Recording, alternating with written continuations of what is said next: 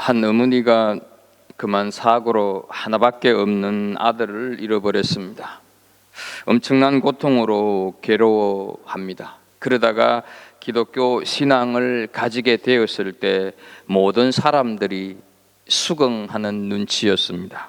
그래, 저 사람에게는 종교가 필요해서 저렇게 신앙이라도 가져야 마음을 추스리지, 그렇지 않고서는 괴로워서 어떻게 살겠어, 참 잘한 일이야, 이렇게 말을 합니다.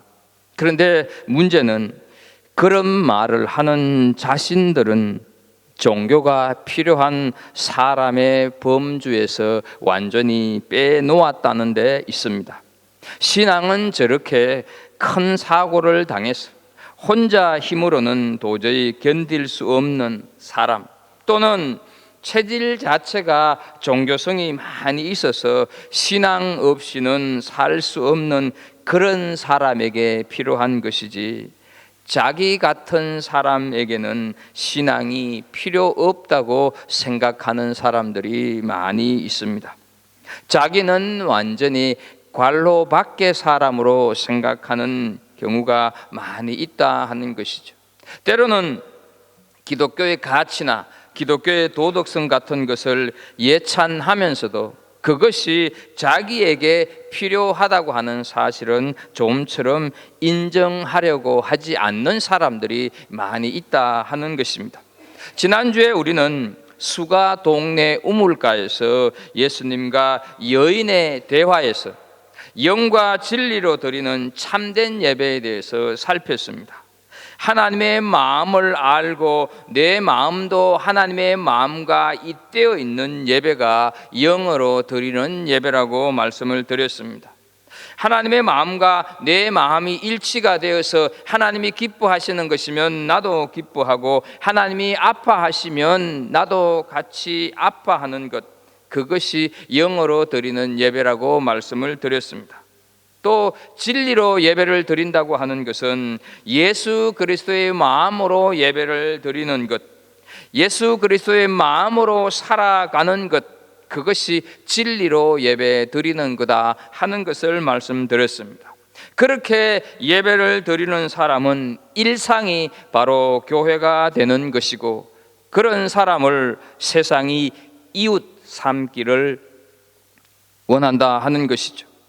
예수님께서 참된 예배, 영과 진리로 예배를 드리는 것이다 말씀을 하자 여인이 얘기를 하고 있습니다. 그것이 오늘 본문이 시작되는 25절입니다. 여자가 이르되 메시아 곧 그리스도라 하는 이가 오실 줄을 내가 아노니 그가 오시면 모든 것을 우리에게 알려주시리이다. 이 여인의 말에서 우리는 두 가지 사실을 알게 됩니다. 먼저 하나는, 이 여인은 자신이 예수님과는 전혀 상관이 없는 사람, 예수님이 필요하지 않는 사람처럼 이렇게 말하고 있다 하는 것이죠. 메시아가 온다고 했으니 오면 알게 되겠지요 라는 투로 얘기를 하고 있습니다. 그러나 실상 예수님이 가장 필요했던 사람은 바로 이 여인이었습니다. 사람들은 자기에게 예수님이 필요하다는 사실을 모르기도 하고 부인하기도 합니다. 복음이 자기와는 전혀 상관이 없는 것처럼 멀리하는 사람도 있습니다. 그러나 예수님은 특별히 외로운 어떤 사람에게만 필요한 것이 아닙니다. 아무리 자기가 교양이 있고, 아무리 자기가 품이 있어도, 아무리 자기가 배울 만큼 배우고, 아무리 자기가 가질 만큼 가졌어도 예수님은 반드시 필요하다 하는 것이죠. 또 하나는, 여인은 진리이신 메시아를 눈앞에 두고도 알아보지 못했다 하는 사실입니다. 여인이 말한 25절 말씀은 구약 신명기 18장 18절의 근거를 두고 있습니다. 내가 그들의 형제 중에서 너와 같은 선지자 하나를 그들을 위하여 일으키고 내 말을 그 입에 두리니 내가 그에게 명령하는 것을 그가 무리에게 다 말하리라, 신명기에서 말씀하고 있습니다. 이 여자는 메시아가 올 것을 알고 있어서 마음속으로는 선지자가 오시면 그분으로부터 하나님의 진리의 말씀을 들어야 되겠다고 하는 의식은 가지고 있었으나 바로 눈앞에 계신 분이 바로 그 메시아인 줄은 몰랐다 하는 것이죠. 그렇다면 우리는 왜 이 여인이 예수님을 알아보지 못했을까 하는 것이죠.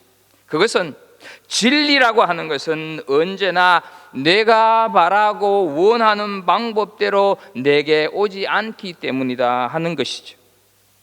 왜 우리가 사탄의 유혹에 잘 넘어간다고 생각을 하십니까?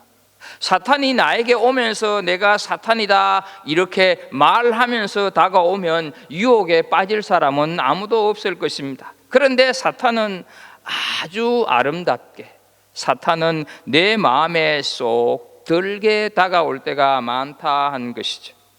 이 여인에게 메시아는 적어도 능력이 있어 보이고 무엇인가를 해결해 줄 수 있는 그럴듯한 백마탄 왕자처럼 위풍당당하게 다가올 것으로 알고 있었던 것입니다. 그런데 먼 길을 오시느라 지쳐있고 초라한 행색에 물 좀 달라고 하는 이분이 진리일 수는 없었고 메시아요 그리스도일 수는 없었다 이렇게 생각을 한 것이죠. 그래서 그녀는 바로 눈앞에 있는 진리이시고 메시아이신 그분을 알아보지 못했다 하는 것이지.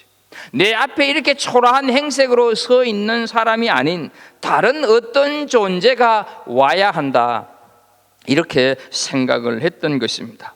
또 하나 이 여인이 예수님을 알아보지 못한 이유는 자신이 처한 현실에 너무 함몰되어 있었기 때문입니다. 여인의 인생살이는 우리가 본문을 살펴서 알다시피 너무너무 굴곡졌습니다. 5 남편이 있었어도 어느 한 남편으로부터 사랑다운 사랑을 받지 못했습니다. 마음의 평안을 얻지 못했습니다. 오히려 우울증에 대인기피증까지 생겼습니다. 누군가를 만나기 전에 빨리 물을 길러 가야겠다고 하는 그 생각으로만 꽉 차 있어서 예수님을 알아보지 못했다 하는 것이죠. 마가복음 6장에 보게 되면 제자들이 배를 타고 베세다로 건너가다가 풍랑을 만나서 사경을 헤매고 있을 때 예수님께서 바다 위를 걸어오시자 제자들은 걸어오고 계시는 분을 예수님으로 알지를 못하고 유령인 줄 알고 무서워서 소리를 질렀습니다. 풍랑에 지쳐 있습니다. 두려움과 절망적인 상황에서 물 위로 걸어오시는 예수님을 제자들은 알아보지를 못했다 하는 것이죠. 여러분, 우리가 비록 신앙인이라 할지라도, 내가 비록 그리스도인이다 할지라도 예수님을 알아보지 못할 수도 있다 하는 사실을 기억해야 합니다. 먹고 마시고 즐기는 데 빠져 있으면 예수님께서 오셔도 몰라볼 수 있다 하는 것입니다. 그래서 우리는 내 신앙을 너무 자신하지 말아야 합니다. 삶에 지치고 세상 일에 너무 바삐 살다 보면 예수님께서 오셨는데도 알아보지 못한다 하는 것이죠. 주일날 한 번 예배 드리는 것으로 예수님을 알아보기에 충분하다 이렇게 생각을 해서는 안 됩니다. 그래서 우리는 신앙에 긴장감을 놓아서는 안 된다 하는 것이죠. 로마서 13장 11절 말씀에 보게 되면 자다가 깰 때가 벌써 되었으니 말씀합니다. 주님께서는 도적같이 호련히 오십니다. 마태복음 24장 40절 말씀에 보게 되면 그때에 2 사람이 밭에 있음에 한 사람은 데려가고 한 사람은 버려둠을 당할 것이요 하는 이 말씀이 나에게 적용될 수도 있다 하는 것이죠. 이 세상은 우리가 인생의 즐거움을 찾아서 쫓아다니는 놀이터가 결코 아닙니다. 이 세상은 우리가 복음으로 변화시켜야 할 하나의 사역 장소인데 놀이터로 착각하여서 정신없이 놀다 보게 되면 주님이 정말 오셨는데 주님이라고 안 믿을 수도 있다 하는 사실, 그 위험성이 우리에게 있는 것입니다. 눈앞에 메시아를 두고서도 메시아가 오시면 참된 예배가 무엇인지 알려주실 거라는 여인의 말씀에 예수님께서 이런 얘기를 26절에서 말씀하고 있습니다. 예수께서 이르시되 네게 말하는 내가 그라 하시니라. 예수님께서 의도적으로 찾은 여인에게 내가 그라 하여서 처음으로 예수님께서 메시아임을 다른 사람에게 밝히고 있는 본문입니다. 그것도 유대인이 아닌 사마리아인에게, 그것도 도덕적으로 윤리적으로 타락한 여인에게 처음으로 얘기하고 계신다 하는 것이죠. 여기 내가 그라 하는 이 말은 예수님께서 예수님 당신의 정체성을 말씀할 때 사용했던 에고에임이라고 하는 헬라어로 번역이 되어 있습니다. 영어로는 I am who I am 이런 뜻을 가지고 있습니다. 그런데 여러분, I am who I am 이 말을 어디엔가 많이 들었다는 느낌이 들지 않습니까? 출애굽기 3장 14절 말씀을 좀 보겠습니다. 하나님이 모세에게 이르시되 나는 스스로 있는 자이니라. 하나님께서 떨기나무 불꽃 가운데서 모세에게 나타나시고 모세에게 이스라엘 백성들을 데리고 가나안으로 가라고 했을 때 모세가 그렇다면 하나님, 이스라엘 백성들에게 하나님을 누구라고 소개를 하면 좋을까요? 했을 때 하나님께서 나는 스스로 있는 자니라 이렇게 말씀을 하고 있습니다. 나는 스스로 있는 자다 하는 말이 바로 나는 나다 하는 뜻, 내가 그러니라 하는 말과 동일한 뜻을 가지고 있다 하는 것이죠. 하나님께서는 항상 현존하시기 때문에 시제가 없습니다. 예수님께서 하나님의 이름을 자주자주 사용하셨다고 하는 것을 요한이 오늘 기록해서 우리들에게 보여주고 있는 목적은 예수님께서 누구신가를 우리들에게 알리시기 위하여서 의도적으로 이렇게 에이고에미라고 하는 단어를 많이 사용하고 있다는 것이죠. 예수님께서 메시아가 되신다고 하는 것을 강조하는 데 핵심을 두고 있는 것입니다. 그래서 이런 의미에 볼 때 내가 그라 하는 이 말씀은 무엇인가 전제가 되고 있습니다. 무엇이 전제가 되고 있습니까? 인간을 속박에서 풀어주는 해방자라고 하는 뜻이 전제가 되고 있다 하는 것이죠. 그렇다면 여러분, 이 여인이 묶여 있었던, 그래서 속박되어 있었던 것은 무엇입니까? 바로 다른 것이 아니라 5 남편으로 상징되는 그 5 남편에게 이 여인은 묶여 있다 하는 것이죠. 첫 남편을 떠났거나 버린 이유가 무엇이겠습니까? 무엇인지는 모르지만 이 여인은 결핍을 느꼈기 때문 아니겠습니까?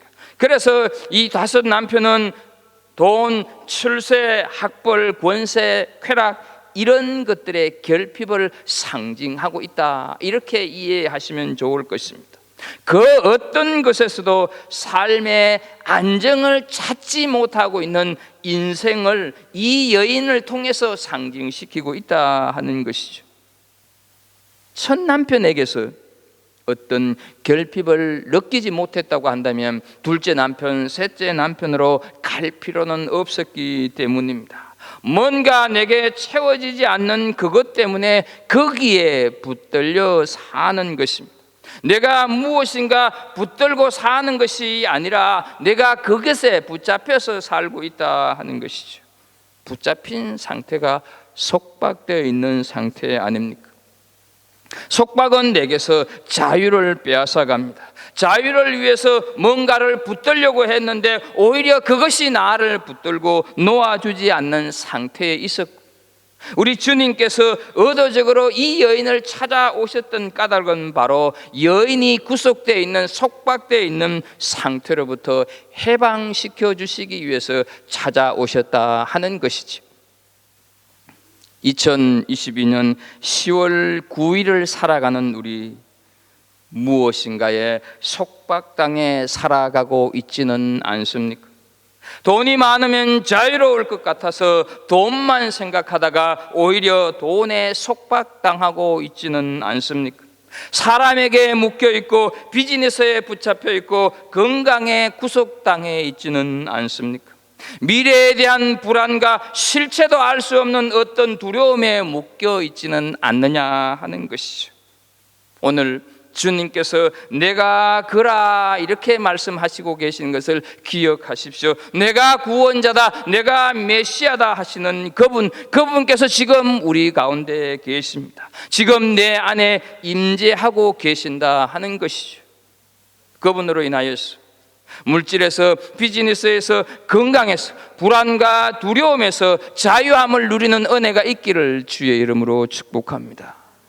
이 자유, 이 해방을 우리에게 주시기 위하여서 주님께서는 십자가를 지셨습니다. 로마서 8장 2절에서 말씀합니다. 이는 그리스도 예수 안에 있는 생명의 성령의 법이 죄와 사망의 법에서 너를 해방하였음이니라 말씀을 하고 있습니다.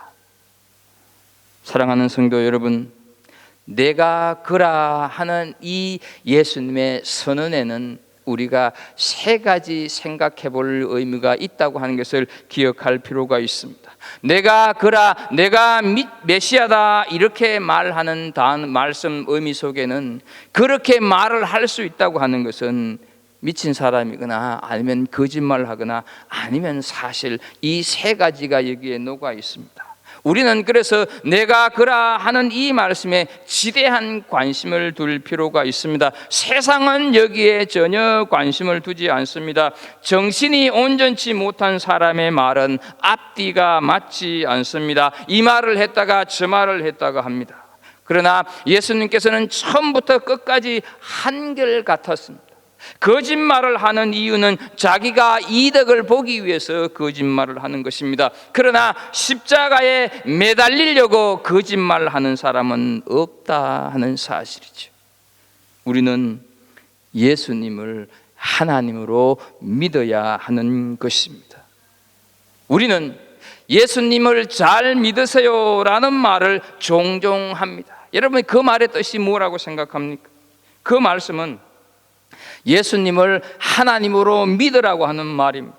그분을 인간 예수로 믿는 사람이 허다하다 하는 것이죠. 그분을 도덕 선생으로 생각하는 사람도 많이 있습니다.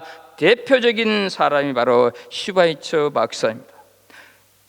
그분을 내가 이해되는 만큼만 믿는 사람도 부지기수다 하는 것이죠. 그러나 예수님께서는 분명코 여인에게 내 말을 믿으라, 내가 그라, 내가 그리스도다 말씀하고 있습니다.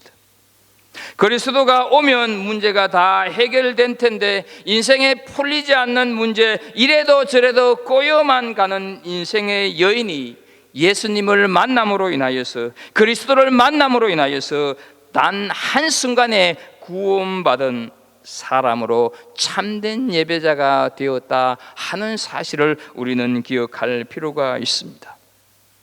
예수님의 말씀을 들은 이 여인의 반응이 어떠합니까? 그녀는 여느 아낙네처럼 물동이에 물을 채우고는 아무 일이 없었다는 듯이 태연하게 집으로 돌아가지를 않았다 하는 것이죠. 그는 물동이를 버려두고 바로 동네로 뛰어갔습니다. 28절과 29절을 보면 여자가 물동이를 버려두고 동네로 들어가서 사람들에게 이르되 내가 행한 모든 일을 내게 말한 사람을 와서 보라, 이는 그리스도가 아니냐 하니, 그렇게 사람을 만나기 싫어했던 여인이었는데 이제는 당당하게 동네 사람들에게 가서 그리스도를 증거하고 있습니다. 내가 행한 모든 일은 자기의 그 모든 부끄러운 과거를 말하는 것이죠. 그것을 전부 다 아시는 분께서 계시는데 이분께 와보라 이렇게 얘기를 하고 있는 것이죠. 이분이 그리스도가 아니냐 하는 말은 질문하는 것처럼 보이지만 이분이 그리스도가 아니라면 다른 사람 누가 그리스도가 될 수 있겠느냐? 이분이야말로 틀림없는 그리스도시다 라는 뜻을 이렇게 표현하고 있습니다.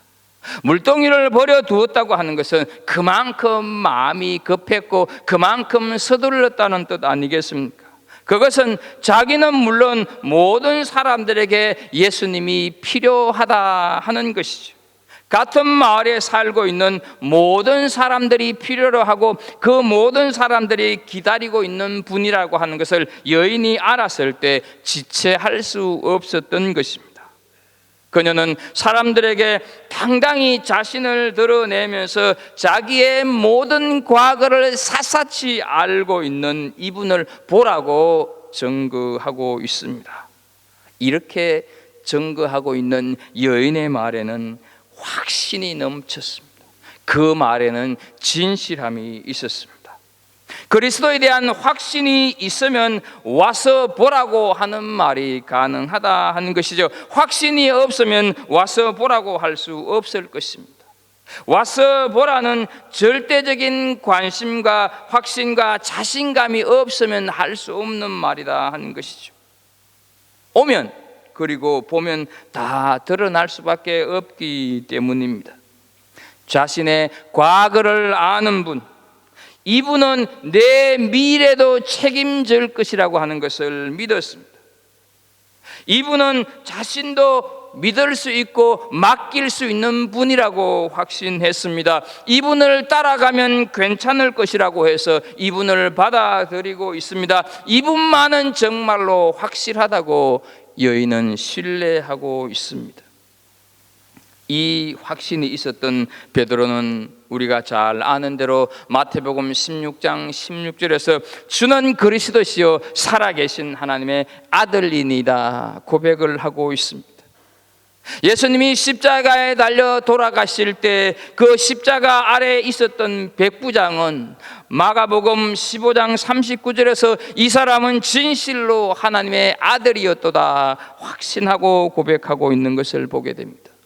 예수님의 부활 후에 다시 만난 도마는 요한복음 20장 28절에서 나의 주님이시요 나의 하나님이시니다 라고 고백하고 있습니다.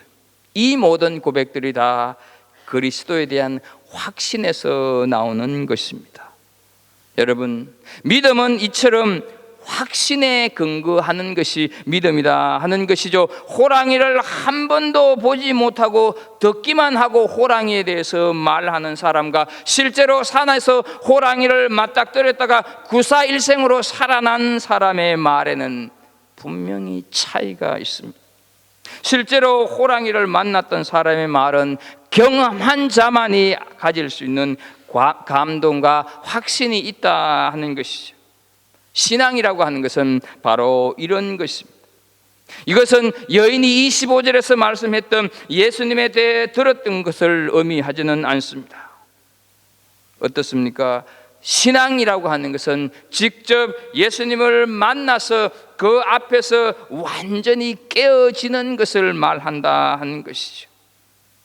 얼마나 많은 사람들이 한두 번 설교를 듣고 그것을 전부라고 생각합니까? 그러면서도 자기는 예수 믿는다는 것입니다. 그러나 그는 예수님을 만난 충격이 없습니다. 그 앞에서 자기의 모든 추악한 죄들이 다 폭로되고 심판되는 충격이 없었습니다. 그저 예수님을 가리켜서 사랑의 주님, 하나님의 아들이라고 말할 뿐입니다. 그러나 그 말에는 확신이 담겨 있지 않습니다. 이 여인이 예수님 앞에서 완전히 죽어지고 깨어졌을 때가 언제였습니까? 바로 예수님께서 이 여인의 과거의 그 수치스럽고 부끄러운 모든 죄를 말씀하셨을 때다 하는 것을 우리가 기억한다면 나는 내 신앙에 이런 경험이 있었을까 한번 돌아볼 필요가 있습니다. 주님께서 말씀으로 찾아오셔서 나의 추악한 모든 죄를 드러냈을 때가 있느냐 하는 것을 한번 기억해 볼 필요가 있습니다. 망치로 얻어맞은 것과 같은 충격이 내 신앙 속에서 있었는가? 그랬을 때 비로소 나에게 확신이 있게 되는 것입니다. 이런 사람은 자기 신앙에 대해서 횡설수설하지 않습니다. 우리는 예수님에 대해서 한두 번 들은 것으로 신앙의 전부라고 생각할 때가 많이 있습니다. 그래서 이 교회만 벗어나면 들은 그것이 전혀 영향을 주지 못합니다. 사는 것을 보면 불신자와 똑같습니다. 그렇다고 한다면 아직 예수님을 만난 것이 아닐 수가 있습니다. 호랑이를 그냥 그림책에서 본 것에 불과하다 하는 것이죠.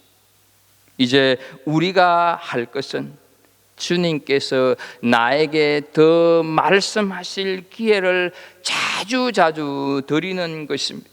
그분의 말씀으로 나의 추악한 죄를 지적하실 때 바로 주님께서 그 지적하시면서 내 앞에 서 계신다고 하는 사실을 우리는 믿어야 합니다. 추악한 본성을 가지고 속이면서 우리가 살아간들 아무런 의미가 없기 때문입니다. 그리고 예수님께서는 우리를 결코 그냥 돌려보내기를 원하시지 않습니다. 주님 앞에서 완전히 굴복된 자가 되고 돌아가기를 원하신다 하는 것이죠. 그 사람이 바로 확신을 가진 자이고, 그렇게 되기 전에는 우리에게는 아무것도 기대할 수가 없습니다. 왜 다른 사람들 앞에서 내가 그리스도인이라고 하는 것을 떳떳이 나타내지 못합니까? 그것은 아직 내가 주님을 만나지 못했기 때문에 그럴 수가 있습니다. 내 안에는 엄청난 추악함을 그대로 품고 다니기 때문일 수도 있습니다. 예수님을 만났을 때는 더 이상 자기의 죄를 감추거나 속일 것이 없어지는 것이죠. 그래서 자신이 우물에 온 이유를 잊어버리고 동네로 쫓아가고 있다 하는 사실을 우리는 여인을 통해서 보게 되는 것입니다. 그런데요, 여러분, 사람들을 피해 다녔던 그녀가 지금 사람들에게 다가가고 있습니다. 자기에게 수치의 장벽, 대인기피증의 장벽이 있었던 것을 잊어버렸다 하는 것이죠. 왜 잊어버렸겠습니까? 그것은 바로 다른 것이 아니라 예수 그리스도를 만난 그 기쁨의 장벽이 있었다고 하는 사실을 잊고 달려갔는데, 그 장벽을 넘고 보니까 장벽이 없어졌다 하는 사실을 여인은 깨닫게 된 것이죠. 장벽이 있다고 생각을 했었고, 그 장벽을 넘을 수가 없다고 생각을 했는데 여인은 잊어버렸습니다. 왜 그렇습니까? 예수 그리스도를 만난 기쁨 때문에 자기에게 있었던 모든 장벽이 사라져버렸기 때문에 자기에게 장벽이 있었는 것조차도 잊어버리고 말았다 하는 것이죠. 에베소서 2장 14절에서 말씀합니다. 그는 우리의 화평이신지라 둘로 하나를 만드사 원수된 것고 중간에 막힌 담을 자기 육체로 허시고 말씀을 하고 있습니다. 아름다운 만남은 죄로 인하여서 우리 내면에 세워진 수많은 장벽들을 넘어가게 한다고 하는 사실을 기억하십시오. 예수 그리스도의 만남은 미움과 정오와 불안의 장벽을 뛰어넘게 한다고 하는 것을 믿으십시오. 주님을 만남으로 내적인 변화가 일어나자 여인은 혐오와 경계의 장벽을 뛰어넘습니다. 사랑하는 우리 성도 여러분, 우리 그리스도인들은 왜 자기의 약한 부분을 내어놓는 것을 두려워하지 말아야 합니까? 그것은 이미 그리스도 안에서 다 치료가 되었다는 확신이 있기 때문입니다. 다른 사람들은 우리 그리스도인들이 말하는 것을 보면 많이 놀랍니다. 어떻게 저렇게 자신의 수치와 그 부끄러움을, 그 약한 부분을 스스럼 없이 말할 수 있을까? 사람들이 생각할지 모르지만 이미 우리 그리스도인들에게는 다 치료가 되었기 때문입니다. 사람은 자기 안에서 정리되지 않는 갈등들은 말하지 못합니다.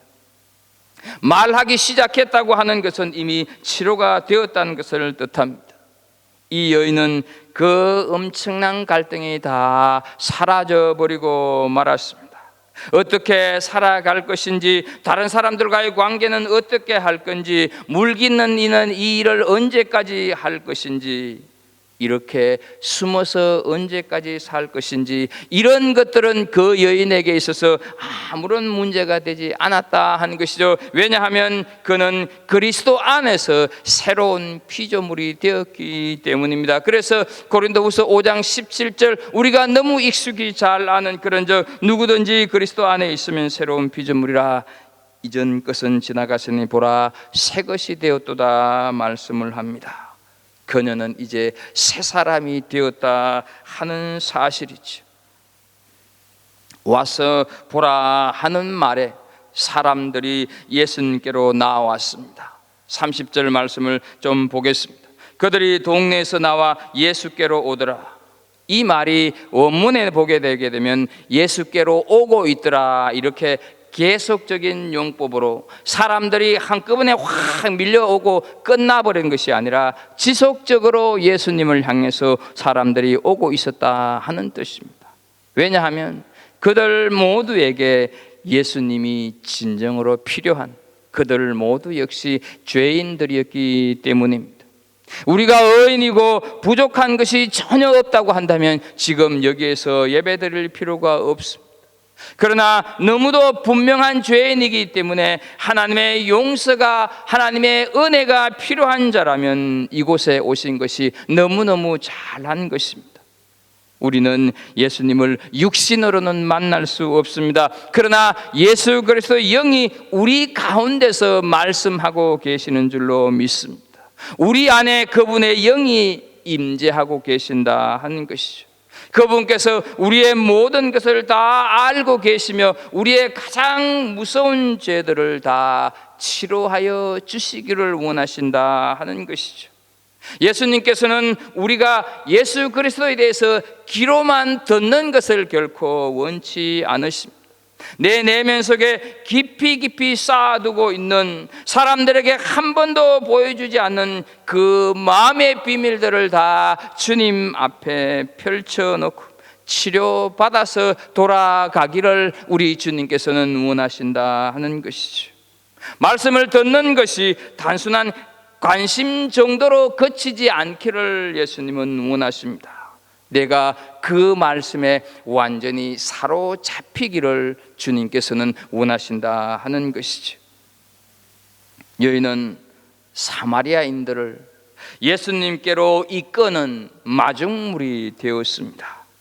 주님은 몇몇 마음이 약한 자에게만 필요한 분이 아닙니다. 모든 사람들에게 다 필요한 것이 우리 주님이시다 하는 것이죠. 마중물이 되어서 동네로 들어가서 외쳤던 여인처럼 우리도 말씀에 사로잡힌 마중물이 되었습니다.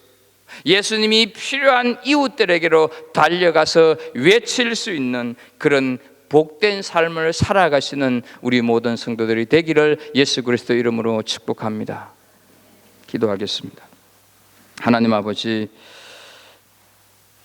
우물가의 여인이 바로 우리 한 사람 한 사람인 줄로 믿습니다.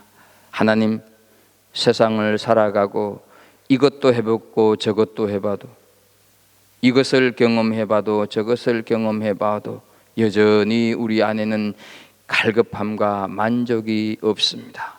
하나님 아버지, 하나님 아버지, 주님께서 우리에게 오셔서 말씀합니다. 내가 그로다.